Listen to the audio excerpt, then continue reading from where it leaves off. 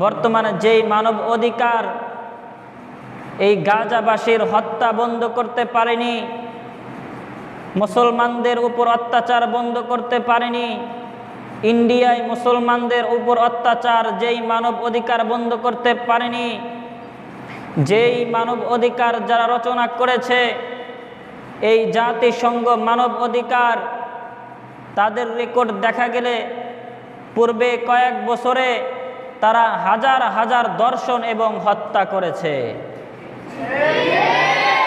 সুতরাং যেই সমস্ত জাতিসংঘ মানব অধিকার বাংলাদেশে স্থাপন করতে চাচ্ছে, যাদের ব্যাকগ্রাউন্ডে শুধু ধর্ষণ আর অত্যাচার এবং মৃত্যুর ঘটনা রয়েছে, আমরা প্রস্তুত থাকব।